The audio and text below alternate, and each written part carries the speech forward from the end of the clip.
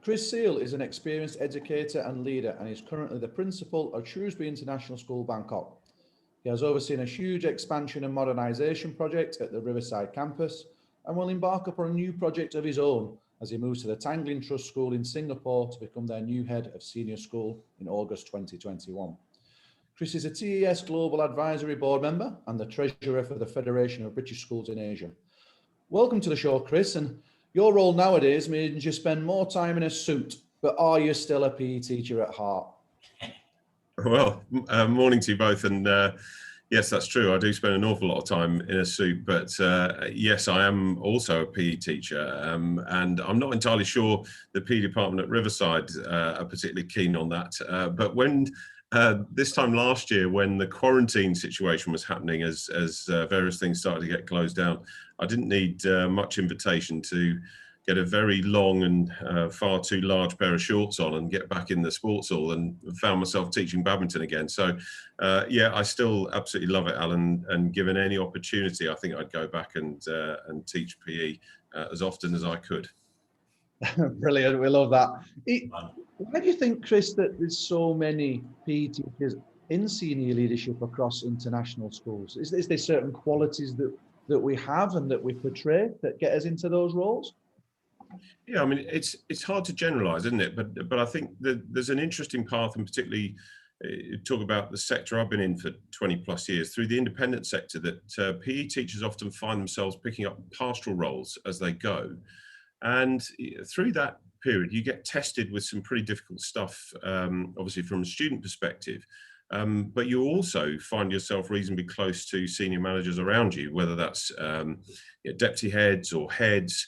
And so, those senior leaders get to see physical education teachers up close and personal a lot. And I'd argue that sort of helps building relationships and probably breaks down a few barriers. There could potentially be a pretty large barrier between a PE teacher and senior management, if you think about some of the old stereotypes.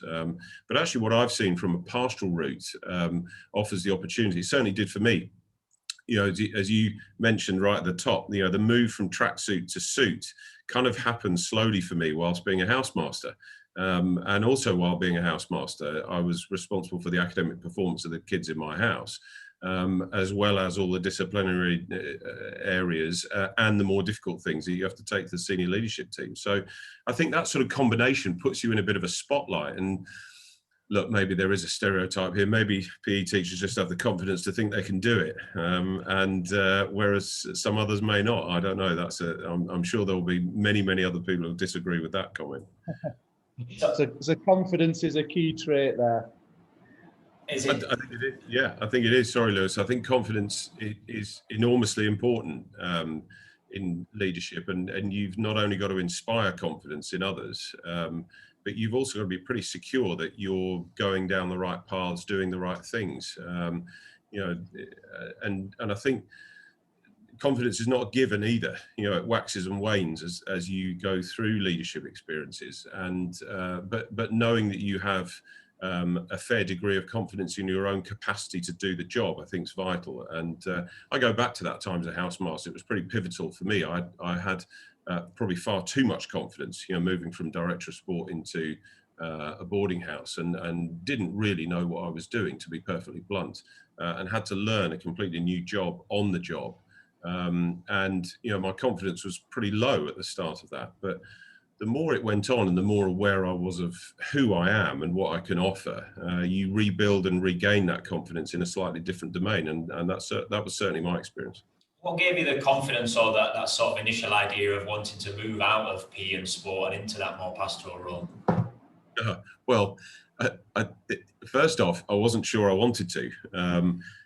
As has often happened in my career, somebody else got moved on, and I was then presented with an opportunity to run a boarding house, and a boarding house that was in a bit of a mess. And I'd been director of sport for a couple of years by then, and I genuinely agonised about whether it was something I wanted to give up. It was a job I'd aspired to right from the early days, my early 20s, and having got there, thoroughly enjoyed it. And then this job presented itself, and Probably first time I was offered it, I said no, and I then took 2 or 3 months to really think long and hard, and I was fortunate, looking back, that it came round again in that same academic year, when the interim housemaster decided he wasn't going to do it long term. So yeah, in short, Lewis, I wasn't sure, actually, and I suppose that's kind of been in, as per Alan's first question, maybe I'm still not sure. You know, it goes back to the old cliche, I'm not sure what I want to do when I grow up. You know. Where do you go to at those times? What's the sort of toolkit for you, Chris, of not being sure whether to make a decision? That's quite a heavy decision. You've gone from, you know, what you've almost described there as a sort of dream job in the director of sport role to wanting to move to pastoral care. What were the factors or the people that sort of influenced that in a positive way? Yeah, people is exactly right, Lewis, and the senior team here would bear this out, that whenever making a key decision, I need the counsel and time of good people around me, and it sometimes can slow down decision making, but I don't make any apology for that. And I think back to that time, there were a range of key people. My predecessor, who's something of a mentor for me, was a housemaster as well, and he'd moved from director of sport into housemastering after a very long tenure, and I think it was trying to understand whether I was in any way sort of abusing his legacy by moving away from that job so quickly. And you know, the other key person and constant in my life is my wife Samantha, who, you know, over the course of the last 30 years has been, you know, not only a soulmate, fortunately, but also a real confidant and somebody who can make rational decisions in a way that certainly in my younger days I wasn't capable of doing. There's a few exit points there, Chris, and I've just picked up on there's seminal moments or pivots, as you've caused it. There's almost that Nike slogan of just do it. Yeah. And there's also the importance of having mentors there as well. I think I'm gonna go down the line of seminal moments. So you've obviously been in the UK. Another seminal moment must have been when you think, I'm gonna give all this up, I'm gonna move to Thailand, and you've got a family. How does that come about? Well, you just got my character, I think, Alan, in about in 3 lines. I mean, we were chatting before coming on that you guys will be very good in recruitment. I think that's absolutely right. That's exactly right. The last 30 years have been a collection of seminal moments, key mentors, and you know, these huge decisions. And yeah, the decision to come to Thailand was exactly like that. I'd been offered a job elsewhere. We'd spent 2 or 3 weeks looking at that job. That was another seminal moment in airport security, coming back from that interview when we both decided it wasn't for us. And we got back to Somerset, and I was certainly convinced that the next move was to run a school. I was keen to do it, had Sam's full support. And we then looked at what was next.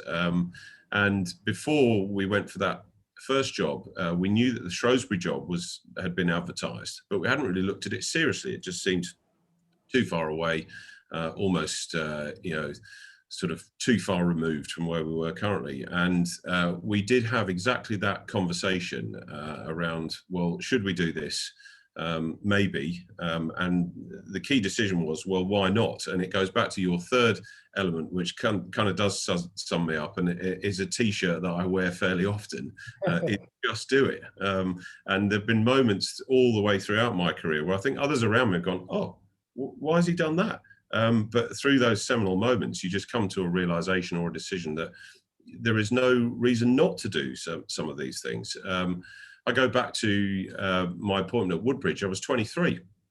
I'd just completed my NQT year. I saw this job in Suffolk, and I knew of the school through a friend of mine. And I just picked up the phone to him and said, look, do you think they'd even be interested? He said, well, why not? Give it a go. I said, okay, well, we will.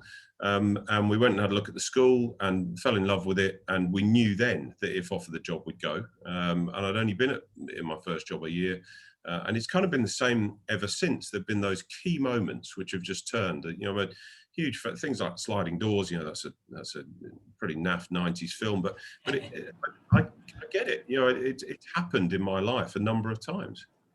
You've mentioned confidence a few times, and this sort of, I like the Nike phrase of just do it. And I couldn't help but notice when you talked about Samantha, your wife, and you talked about making these decisions, you used we and us, and it wasn't your job, it was our job and our move. How important is that sort of having somebody like that that's a confident and a soulmate to bounce ideas off, but that collective of a head teacher and a wife being a job that they share and not your job? Yeah, it's huge for me, and you've got to separate it from, you know, I don't have any expectations that people should be in this setup. You know, you can never insist that, you know, somebody leading a school should be married or shouldn't be married. That's entirely their business. All I can talk about is my experience, which is it's been massive for us all the way through, and I genuinely don't think Sam will ever realise the positive impact she's had on my career. I think she knows it, but when she's also trying to forge her own career, it can become difficult to really get a sense of tangible success through, you know, living. She doesn't live vicariously through me, if you understand what I'm saying. But at every point, those decisions have been key, and they have been partnership decisions. You know, when we moved into the boarding house, our kids were tiny, and we made a pretty clear decision then that, you know, I would run the boarding house and Sam had the kids. You know, it was as simple as that. However, you know, when you look at that and unpick that a bit, there's no way I could have run that boarding house without that support. And, you know, of course, as things developed, Sam's impact on the boarding house grew and grew. And in fact, we got to the stage in our final year at that school where we ran a boarding house each. And again, there was a key partnership decision. Can we do this? You know, can you look at, and Sam sort of looked at me with a steely gaze, can you look after the kids overnight while I'm in the other house? You know, and the jury's probably still out, but we managed through. So yeah, you're right, Lewis. It's been a key part of what we do. And yeah, I think in headship, you know, you can easily fall into silly stereotypes about attendance at events and, you know, the sort of stuff in the old days, and particularly when I joined independent schools in the mid-90s, the things that you would expect the head's wife to do. And of course, in those days, it was very much like that, which says something about the lack of good female leaders in schools, and disappointing lack of female leadership at that time. I've since worked for a female head, and you know, I'm pleased to see progress there, but it's nowhere near as swift as it should be. So you move away from those silly stereotypes of the mid-90s, and you get to the point where actually, you know, what I've got here in Sam is somebody who I can always bounce things off. Obviously, you've got to be careful around confidentiality. There's a whole load of things I would never, ever tell Sam.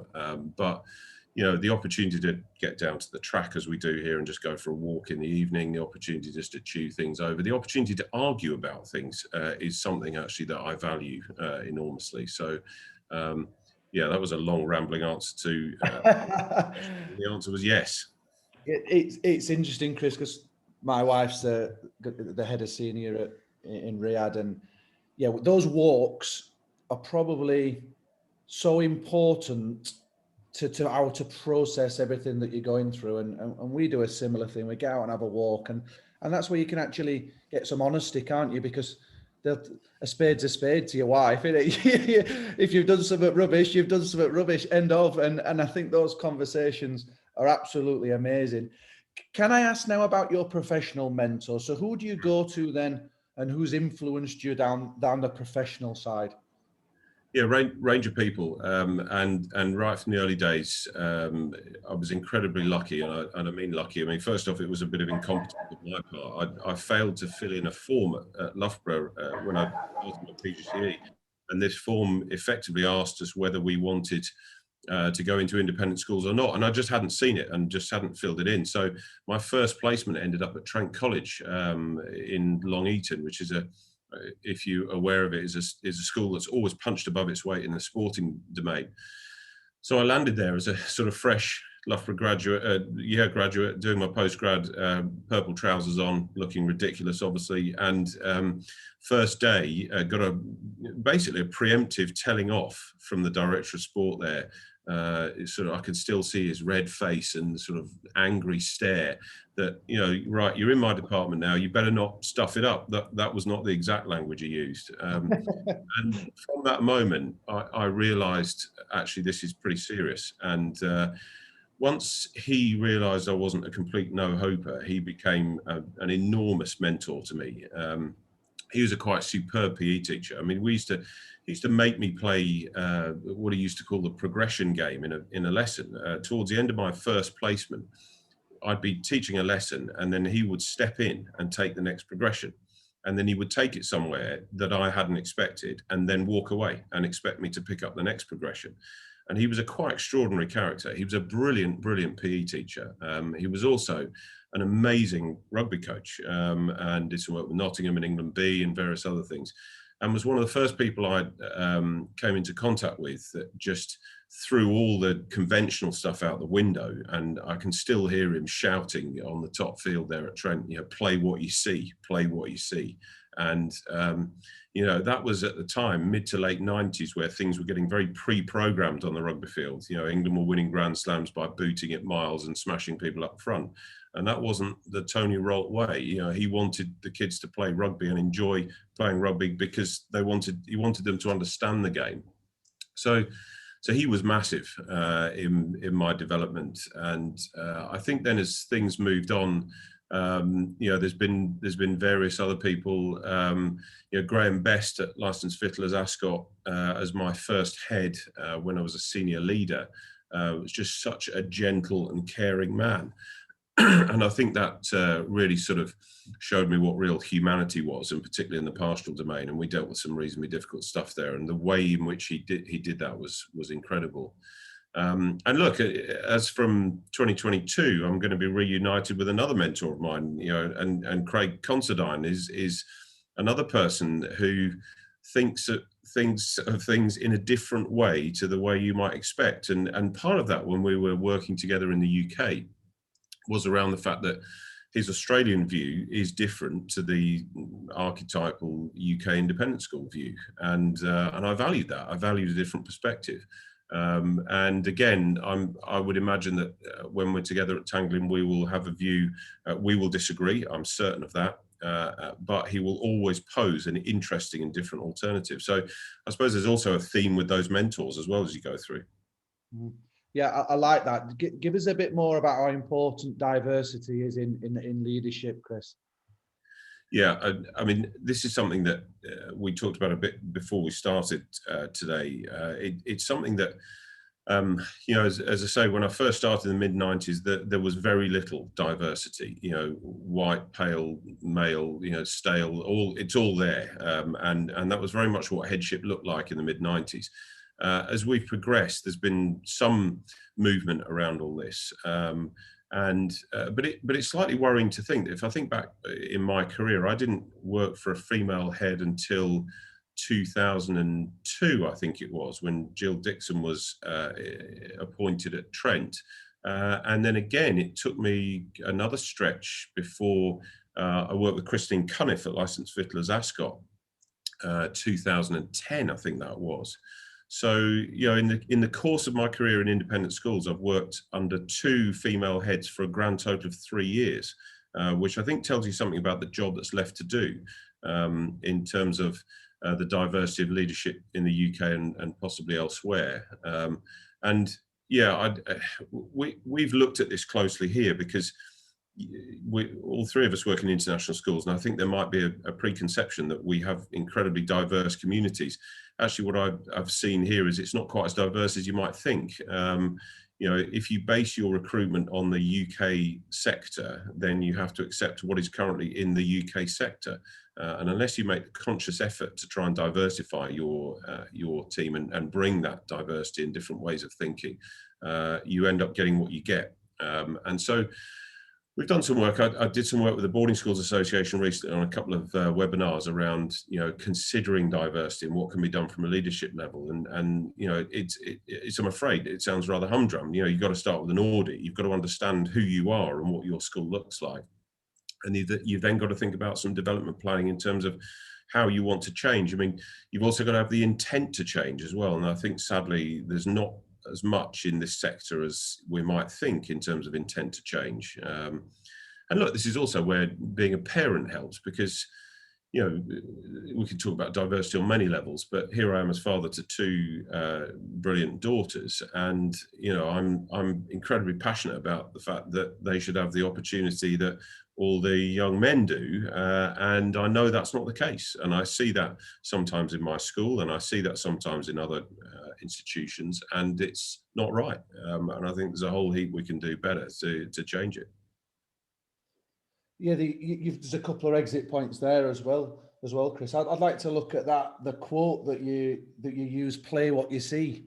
I love that, and I just love to think how do you use that then as a transfer into your leadership and looking at the context rather than having a strict set of rules that you always just follow.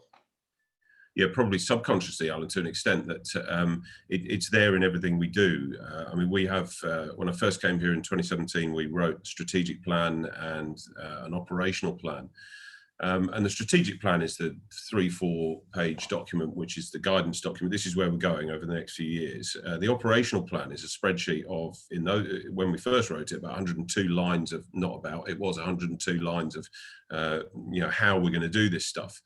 And in there, I think, is the play what you see, because what's happened over the last 3-4 years is that's reduced as we've ticked things off, but it's also increased as we've seen other areas that we want to change in the school. And so the strategic plan we wrote in 2017 still holds up as a document, but there will be certain areas that we haven't done and certain areas where we've stepped outside of that document to improve the school. Look, and further reinforced by everything I saw at Millfield, and we knew we'd get onto this topic. You know, the other person, not a mentor to me directly, but John Brimacombe at Millfield is almost solely responsible for an ethos of playing rugby again there, which is exactly play what you see. You know, when you see a Millfield side under the posts with 80 metres to go, you know full well they're not going to kick it out. You know that they will look at what's in front of them first, make a decision, and quite often go the length and score.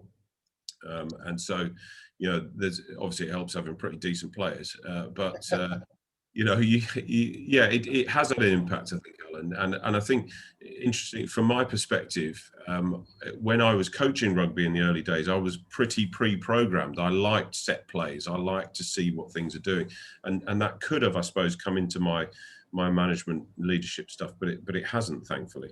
There seems to be a theme coming through, Chris, of that idea of everything's an evolution. You know, there isn't a set way of doing something. It's quite clear you're talking about things changing. Your spreadsheet of 102 lines that ended up being probably far more is probably a reflection, isn't it, of education. It's never a box ticked and this is done. It's an evolution, and it's a constant process and a wave of whether you're busy or whether you're not. Can you speak to us a little bit about some of those times where maybe you've had to go back to a sort of default view on or perspective on something, and where maybe you have taken a chance and shown a little bit of bravery, done something differently, despite the fact that maybe that wasn't the popular choice? Yeah, I mean, there's a few examples of that. I mean, there are sadly many examples of, you know, adhering to policy and doing what's expected of you. And I think, you know, particularly when you're early on in a senior leadership career, you have to earn your stripes, so to speak, and you have to make sure that people respect the job you do. And there also needs to be a framework within which you operate. I think in terms of deviating from that path, you know, they don't sound terribly interesting, but one of the things we did this time last year was completely change the way we led the school, which looking back was either slightly mad or inspired and a positive change. We did it the night we got closed. So I think it was Tuesday night, I'd spoken to year 11 and year 13, because we pretty much knew March 2020, that was the last time we were going to see them in that context. And, you know, there was a fair degree of emotion as we sort of said goodbye to the staff on the Tuesday night. We knew it was going to be a closure. We knew it was going to be for a couple of months, as it turned out. And I sort of came home and I'm definitely opened a bottle of wine and sat there and thought about, right, what am I going to do here? You know, we're now going into school in an online domain. We've never done this before. How's this going to work? And I looked at our SMT structure and what we did, and I'd already had a few doubts about it. You know, we used to have these monster Monday meetings about sort of 4.5 hours through Monday, and I was already begrudging the amount of time I was spending away from colleagues and students through those meetings. And I just started typing, and I sort of ended up with a more distributed model where, in effect, the junior school and senior school would run themselves under what I called academic services. You know, I was clearly not the person to dictate what online learning looked like in junior and senior schools. So Vice Principal Junior, Vice Principal Senior took up academic services. I have a Director of Business Services here. He took up the business services angle, where he would deal with marketing, admissions, admin, all of the things that make a school tick. And there were many, many questions then about how that was going to work, whether we were going to be allowed on site and so on and so forth. And then for me, what I wanted to focus on and did for the next 2 to 3 months were people. And this had come through something that we'd actually written in the strategic plan a couple of years before. And I don't think I consciously made the link at that point in time. But I took on staff services chaired by me, group of people, and we began that process of trying to get our people through whatever was going to come. So, because in particular, what I wanted to do was relieve pressure on the academic side of things, who I knew were going into the unknown. What I didn't want them to be dealing with was all of the challenges around the emotional side of life. You know, they just had to focus on delivering great lessons. And I think it's fair to say we weren't that good at it at the start, but swiftly got ourselves going. So that's probably the best, most recent example of doing something completely different. I didn't inform the governors. I didn't inform anybody else. So I just published it out to the senior leadership the next day and said, right, what do you think of this? And there was no dissent, so we cracked on. It seems, Chris, that you're wired up for change, aren't you? You look at the way you've progressed and you've moved on and you're tackling different issues. You love change. Is that something you embrace? And obviously, this last year has caused everybody to have this change. But did your experiences beforehand sort of make you more successful in this change method? Oh, that's a tough question. I'll dodge that for a minute. The first bit. First bit's easy, Alan. Yes, I am wired up for change, and I recognise that it irritates. And I think this is another thing around leadership is self-awareness, which it certainly grows the more that you lead. And yes, I am aware that I can be pretty irritating to some, because there are lots of different characters in leadership teams, and lots of people like continuity and certainty and all of those things. And a big part of my job is to provide that as well. And so I'm alive to the fact that I can't constantly be changing things. But yeah, between these ears, I am constantly thinking about how I can change things. And I don't think it's boredom. I think I had a conversation with a colleague about this a couple of days ago, because it was sort of unpicking, you know, my next move. And I think I just described it. You know, it comes back to what you said right at the start, I don't find it difficult to say yes to the next challenge, and I'm open and amenable to it. And, you know, part of that, Alan, goes right back to your first question, which is, as a PE teacher, fine, from Loughborough, I knew that would open some doors. But really what I meant by that in those days was quite fancy being head of PE or director of sport. From 2004 onwards, the rest of my career has been a complete bonus. I never expected any of this. I never expected to be a deputy head. I certainly never expected to be a head or a principal of school in Bangkok. And therefore, when something else comes into view, I don't really have too much baggage around, oh, well, I'm not sure about that. You know, I just give it a go. And as per your second question, which is much more difficult to answer, you know, who will be the judge of whether I've been successful on all this? That's the key to that. I mean, if I do my own self-assessment, early on, I don't think I was great. I think we got the structure right, but I think we were wallowing a bit in the emotion of having to close a school. It was the first time I've ever had to close a school in that way. I mean, we dealt with a bit of D&V through various boarding communities, but you know, that's different, closing a few houses. Closing a school and knowing that you might not come back that academic year, it took its toll. And actually, I don't mind saying that was a pretty difficult time, especially as my girls were in year 11 and year 13. which was also beautifully ironic. So that was tough, and it took us a month or two to get our heads around what had just happened to us. So I don't think we were particularly successful then. We then came back to school in term 1 of this year, and it was great because we just had a normal term. It was fantastic. We then had a further lockdown in January, and we were at it. We were properly at it, and I think I'd learned a huge amount from that first lockdown. And this time again, now into our third lockdown, we're in really good shape. So in terms of the school being successful, we've got better at this all the way through. The key intervention, you mentioned mentors earlier on, the key intervention between lockdown 1 and 2, and it also goes back to my being wired to change. Normally I'd go to the UK for HMC conference in October, the start of October.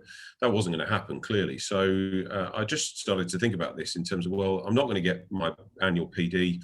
How can I get it otherwise? And we'd had a conversation, in fact, it was a row at SMT about coaching and what coaching was. And half the team just thought it was a load of old whatever, and the other half of the team are completely convinced by it. So you sort of had evangelist versus skeptic. And I kind of came away from this conversation and then thinking about my lack of PD, thinking, right, I tell you what, I'll have a coach then. I'll see what this looks like.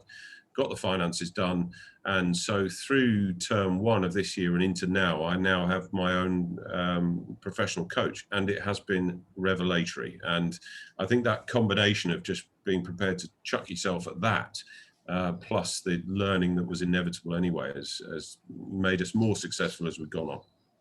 So you're pretty open to learning, pretty open to reflecting, pretty open to paying for and financing a sounding board to coach you and support you through that process. What has it been about the coaching that has been so helpful and supportive for you?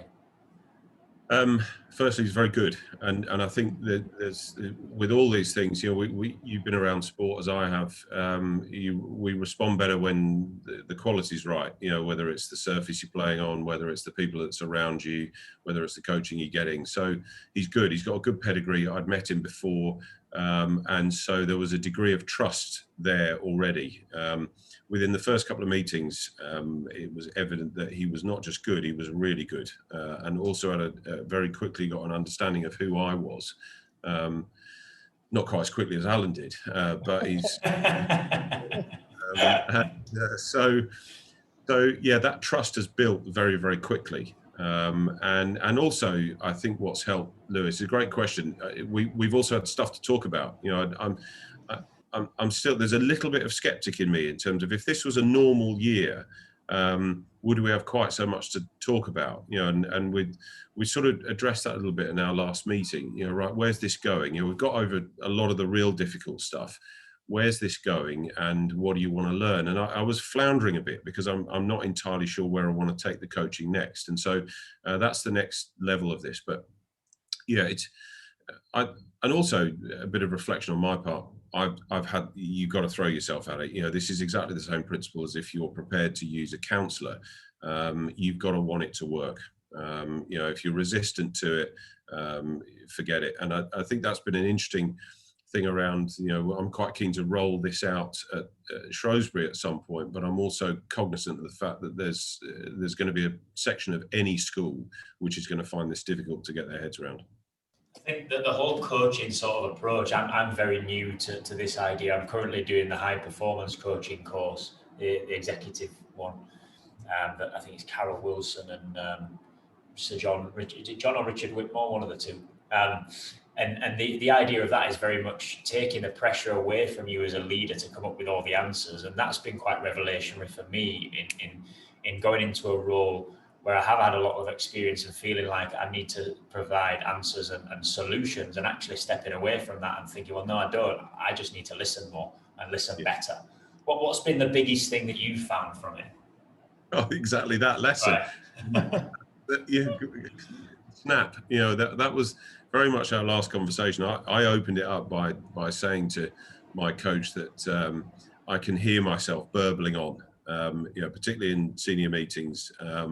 And when there's space to fill, I'll fill it with words, and not all of those are thought through. And Yeah, over an hour, we got to the obvious answer, which is just shut up and listen more and listen better. I think that's the other thing, in terms of that was my question back to him and challenging him. We've got to that point in the relationship, which is, okay, you want me to listen more, I get that, and I'm agreeing with you, but let's look at how I listen, and what are the skills that I might want to build over the next few months in terms of taking that on board.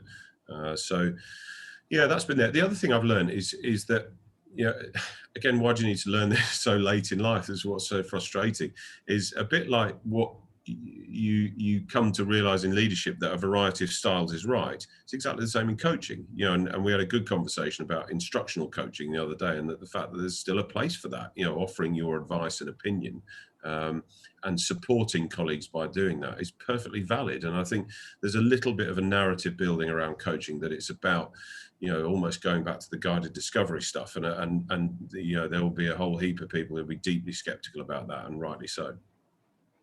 Yeah, it's funny. It's all linking into a lot of I'm looking at models of leadership at the moment, Chris, and it's there's no cookie cutter approach.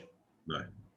It's not one way. It's not one slide on a PowerPoint. It's utilizing everything that you've got and putting it into the mix, isn't it? And as you move into a new role then, so another change, what are you going to then take from everything that you've done and then think, oh, right, I've got a new chance now. What's the first thing you're going to do? Listen.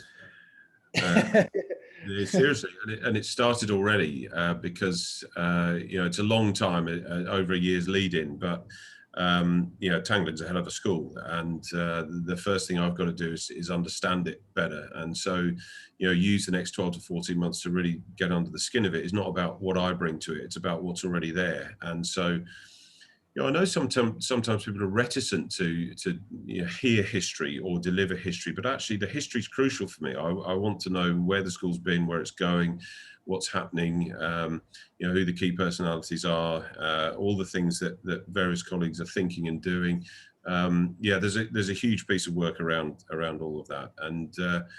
And then in the early days, I go back to, I can hear myself sort of in earlier days giving sessions at the Boarding Schools Association about change management and other things. And I do still believe it, but I probably overemphasized it at the time, that delivery is key. You've got to deliver, as a leader. And in the early days at Tangling, I'll certainly be looking for ways of delivering for colleagues and ways of delivering for students and parents, and a way of trying to progress things quickly. So, searching out those easy wins and not so easy wins, and getting into those with some enthusiasm, not in a knee-jerk way or a rushed way, but based on the listening that you've done first.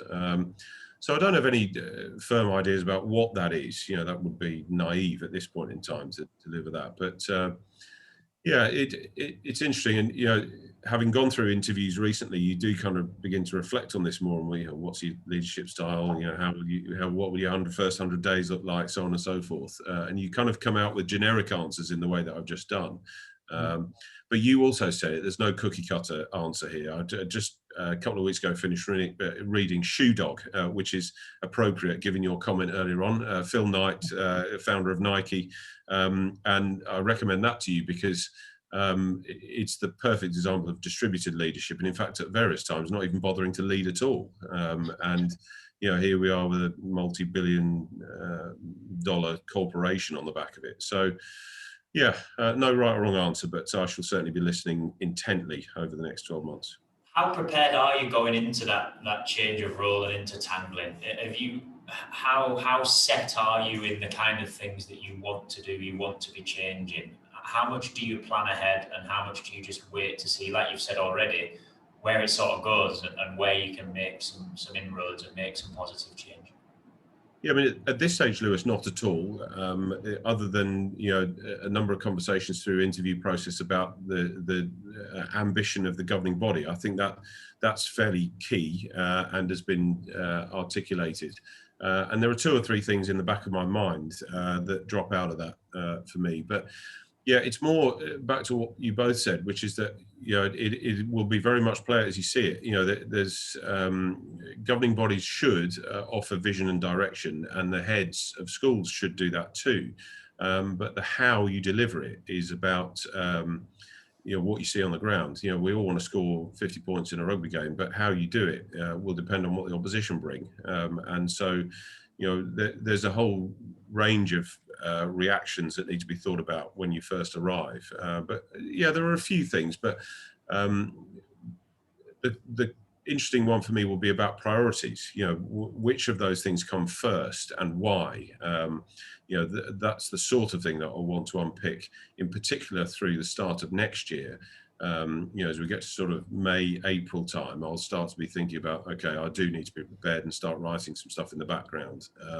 But what those things are on, I couldn't tell you now. It's way too early, and possibly not even in August 2022. We'll have to wait and see. Yeah, judging from what we've got from today, when you're really keen on change and you're proactive, how hard would it be to be sitting on your hands when you see something you want to change, but you want to also listen and be patient? Talk us through that. That intrigues me, because I'm exactly the same. I want to bosh, let's get things done. And sometimes it just need to take a step back, don't you? Do you know what I mean? It's hard. It's really hard, Alan. And it gets easier in this job simply because there are too many other things. So there'll be certain areas where you almost unconsciously sitting on your hands, because we've got one at the moment that's just bubbled up in the last couple of weeks that we've known is going to be a challenge for a while, and has all of a sudden become an urgent challenge. Leo Winkley, the head at Shrewsbury School in the UK, describes this beautifully by talking about itches. That you will always have certain itches as a head, and the key is knowing which one to scratch at which time. And I think that's a really nice way of putting it. And but it can be tough, and it also it goes back to all the experience you two have had and I've had in the lessons that we've taught down the years. That there are so many things. Physical education and education as a whole is such a big open-ended task that there are so many things you could correct and modify and change. If you get into that, you never play, and you never enjoy yourself doing what you're supposed to be doing. And I think that's also been a big learn, is that I don't regret anything that we've done, but could I have enjoyed and embraced the here and now a little bit more? Yeah, absolutely. Rather than looking at what next. I think that's fair. Yeah, and has COVID done that, Chris? Has it given us that time to pause and just do the things we've talked about, the extra planning to get better, the time with families, the staff welfare? Do you think that's a fair, positive reflection of COVID times? Yes and no. I think some of the bits that you said there, yes, have come through really strongly, and there has been some extra time. If you think a school like ours, a school like yours, the co-curriculum has been really struggling throughout this period of time. And if you think about what your usual working day looks like at whatever level of school you are, it's extended because of the co-curriculum, as it should be. And so, now with online learning, our days are coming to a close that bit earlier. And so there's the unintended consequence for families around the world in this situation that they are together more often. And certainly first time through, when the four of us were here before my eldest went off to university, that was a wonderful time in lots of ways. Happy hours on the balcony, a chance to sit and talk, and for the first time, I think in a good while, proper conversations with your teenage daughters, which are fraught with danger, as you can imagine. Real good family time, and that's not necessarily a popular thing to say, because I think there's been an awful lot of doom and gloom stuff around COVID, but there have been benefits. We were stuck here in Thailand. There was no real way of getting back, and if you did get back, it was very difficult to return to Thailand. So last summer, as an opportunity to explore the country, amazing, absolutely amazing. And I think loads of colleagues here got a huge amount out of that. And again, more time with the family. The staff welfare piece, I think, has been something of a mixed bag. I think what it's made all of us pause and think about is connections and community, and how we try to look out for each other. the combination of COVID and 2 or 3 other difficult challenges here have meant that I've visibly seen the community come together better over the last 12 months, and you can feel it and sense it, that people are much quicker to offer support, and also instinctively happier to look out for each other in a way that they perhaps wouldn't have done before. But, and there's a big but, the reality is that we've spent a huge amount of time on our own looking at these things. And I do worry. I worry in particular for our single colleagues. I think it's been disproportionately difficult.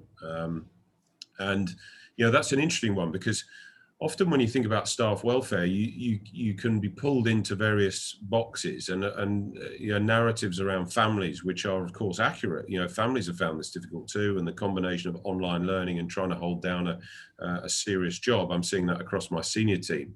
But think about people on their own, and the solitude and the difficulty that brings, and the lack of support networks that we spoke about earlier on. And so, we've done similar to what I'm sure many good schools have done, which is put registers together, weekly check-ins with people, agenda items in leadership meetings where we're going down a list of staff and checking in, and somebody's appointed to make sure that member of staff at least has contact. And that's been good, but I think there's also only so far you can go. You would expect me to say this, but physical activity has been a big part of what we've tried to do as well. And where possible, we've kept elements of our site open, squash courts, the backfield, the athletics track, so that people can exercise and do something. And I think that's worked really well. Yeah, it's a strange time, isn't it? And as you said earlier, you're wired up for change, and you've made the best out of it. What are the key lessons learned then, Chris, do you reckon, from this time that you're going to take forward into your new role and to carry on with what you're doing at Shrewsbury? Yeah, good question. Well, we've said it a couple of times. Listen more, and I think that's been a key lesson of the coaching stuff. I think through the experience of the last 12 months, you do learn about the resilience of people and the capacity to continue running and leading schools in almost any circumstance. I think that it's been quite an extraordinary lesson for us all that, and this, I go back to my reflection about March 2020. There was a time there where we just got hung up on the emotion of it all and the difficulty of it all. And I remember a sort of pivotal moment when the British Embassy told us that there were not going to be any flights out of Bangkok. And if you were going to leave now. And that's an interesting moment. You're first posting overseas 3 years into it, and somebody says to you, right, if you're going to go now. And you wouldn't be human if you didn't consider what that actually looked like, in terms of, scores of staff getting on planes and disappearing. How do you run a school then? And I know in China, some of those things have actually happened. That was tricky. But then what you learnt at the time and learn again now is that you can do this, and the world doesn't stop spinning. Everybody still wants to learn. Everybody still wants to teach, and we will find a way. And you said it earlier on. You can also find adaptable and flexible routes through all of this that maybe are better than the ones you had before. I think it's challenged some interesting preconceived ideas about education. That why do we do parents' evenings in person? Other than the human interaction, the long queues that happen at just about every parents' evening, they drive parents mad. So why don't we do that differently and have set appointments in a digital domain where you're not queuing? You can make yourself a cup of tea, do what you want to do, and then deal with that appointment. So I think there's a number of things that we'll carry on doing afterwards. That's the biggest takeaway for me from COVID. That the online parent is so much better. The only problem with it is when it cuts you 5 minutes. And then you're like, oh no, I've got to quickly email them and say I'm sorry. And it's it's unforgiving, that software, isn't it? Bosh, you're out. Oh, brilliant. We're going to wind it down now, Chris, and we have a bit more fun questions just to finish off. The first one from me then will be your three leaders, Chris. Who would be your three leaders in world history? Could be sportsmen, political figures, dead or alive, who you'd love to have an evening meal with and have a good chat. Well, I cheated on this one because I watched a few of your videos, so I partly hoped this was going to come up. So correct answer, Chris. Correct answer. Well done.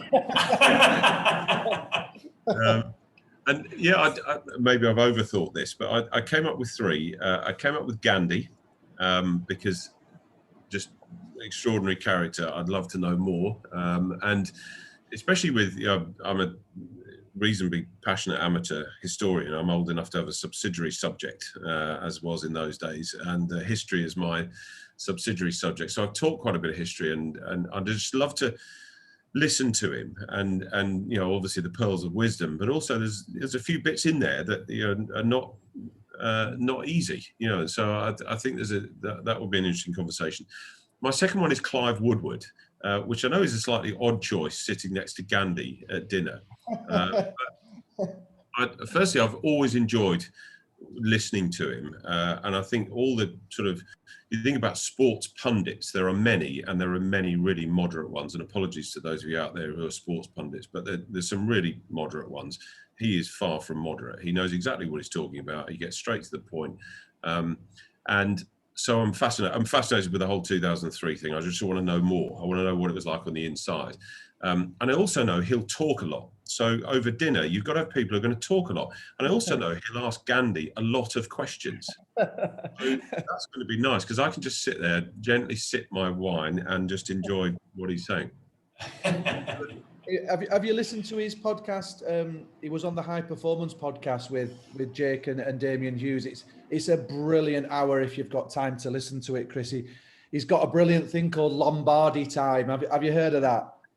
Yeah. Well, absolutely love it. Yeah, and that's a Tony Rolt one. That goes back 30 years. I first heard that from Tony Rolt, and he, my goodness, he made students stick to it as well. So, yeah, that's a good one. And I look forward to that, Alan. I've not heard that one. I'm stuck on Rio Ferdinand at the moment. I'm quite enjoying that one. That's a good hour too. So my third one, this is controversial, but I'll explain myself. Margaret Thatcher is my third pick, and not because I'm a fan, but because two things. Firstly, I finished reading a book. Dominic Sambrook is one of the best modern historians, I think, out there, and he's written some brilliant books about the 1980s. And he was born in 73, so the 80s was very much, if you like, a Thatcher's child in some respect. You grow up under the gaze of the Conservative government at that time. Difficult period. My wife's father was an electrical engineer down the mines, lost his job. There was always an interesting dynamic in that household around politics and other things. So I'm interested in that whole period. I also know that she will hold court, and both Gandhi and Clive can just be quiet for a minute while Margaret does how the world should be run. And also, one thing that has nagged me about this is, polemic character, lover or hater, whatever like that.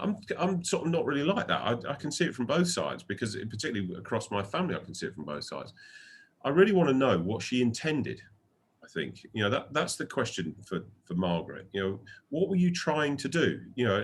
And obviously this is impossible because A, she's not with us anymore, and B, I don't think she had the capacity to reflect on it particularly. But I'd just love to ask that question of, what was your intent, and are you happy with the outcome?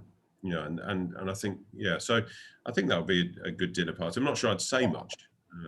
Yeah, exactly. But three great guests. It's funny, Chris, because both Lewis and I grew up in South Yorkshire, where Thatcher's almost like a hated figure, and across the board, I remember seeing people celebrating when she died, and I'm just like, come on, guys, can we just take a step back and have a look? And the benefit of hindsight is what you've just talked about. And just watching The Crown, where the lady, is it Gillian? What's she called? The lady from Gillian Anderson. Gillian Anderson plays such a great role in that. But you think a female leader at that time was unheard of in that sense, weren't it? So a real pioneer for female leadership, strong female leadership. Yeah, and also my personal history sort of supports my curiosity with this. We had to move south in '82 because the works that Dad was working in closed down in the '82 recession. Probably her worst moment just before the Falklands, and then meeting Sam and meeting Sam's father and understanding that, and actually that was early '90s when the pits were just finishing being closed down. And exactly as you say, walking into a family that would not hear her name. That was pretty interesting as well. And then, also then the combination of when my parents moved south and we were lucky enough to get ourselves into grammar schools, and then got the benefits of the late '80s and the early '90s, so it's a confusing period of history, which is part of what I love about it, and in my own history fairly confusing around was that a good time or was that not a good time, and certain elements of my family, it was not a good time. And my father-in-law is an interesting one, because having gone through exactly as you described with the South Yorkshire stuff, he was in Rufford, North Notts, and disaster, lose your job, start your new career, but 20 years later had done exactly that and done very well out of it. So that sort of conflict of was that good or bad is fascinating to me. Yeah, the pain at the time versus the outcome since, and the progress that's been made. It'd be interesting, wouldn't it? You'd have Margaret Thatcher and Clive Woodward arguing, and Gandhi can be the coach. Chris, let's imagine you hired a billboard by the side of a busy road and you were allowed to print whatever you wanted on that billboard. What would it say? Well, that's a good one. I've not prepared for that one. I can't use "just do it." Might be a few copyright issues on that one. Right. I'd be tempted to put "why not" on there. Oh yes, nice. That is something that I do irritate the senior team here with that. Why don't we do that? And there are often good reasons why we don't do certain things. But that would be there. I mean, I think the other thing that I'm learning increasingly, and is just be yourself. That's the other thing. You don't try to be somebody else. And I think. I'd like to think that actually, at least for the last 9 to 10 years, certainly in senior leadership, that's been a common theme. I've tried to be as authentic as I possibly can. And that's a challenge sometimes, because you do have to slip into a certain role and do certain things that, as you asked about earlier on, Lewis, adhere to the party line, and that's part of the job. But in general terms, be yourself and express yourself in that way. So maybe two sides to that billboard. Cool. A double-sider. We've had an incredible hour with you, Chris. You talk there so strongly about being yourself. Right back to Alan's psychoanalysis in the first 20 seconds of just doing it and enjoying change and being a learner and a lifelong learner, and you really demonstrated that through that vulnerability you're showing with going out there and trying the coaching. Some wonderful messages in what you've talked through with us in the last hour, Chris. And I just wonder if you might want to summarize that in a question of what does infinite learning mean to you? Well, yeah, and I suppose my sort of natural restlessness is a predisposition to do exactly that. And I say I was sort of hoping, I've got my prop there, I was hoping you're going to ask me what I'm reading. Limits to Growth, Infinite Learning. I'm an information junkie, and I'm constantly thinking about not only trying to better myself. That's a constant theme. I want to be better, and better at what I do, better at who I am, but also I'm just fascinated by the world around me, and I just want to know what's going on. So this is a good read at the moment, where a study based out of MIT in the US 40 years ago proposed that there were serious limits to economic growth. It turns out that they are partly right, and those limits are human limits and the mess we're making of the world.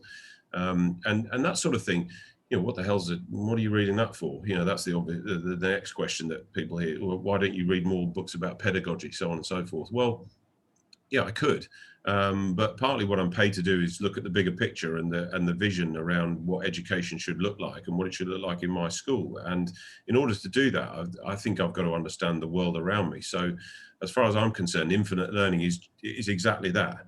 It's any topic, any subject, anywhere, at any time, and yeah, I love it completely. And more than anything else, I love watching our students learn, and that light bulb moment that we've all enjoyed throughout our careers, it still gets me going now. You know, that, oh, I get it, sir. You know, that's just one of the best things in teaching. So yeah, I hope that's helpful. Brilliant, Chris. Thoroughly enjoyed chatting with you. Thanks so much for your time, and good luck with the rest of this academic year with Shrewsbury to finish off 5 years, and good luck with your move to Tanglin for the next academic year too.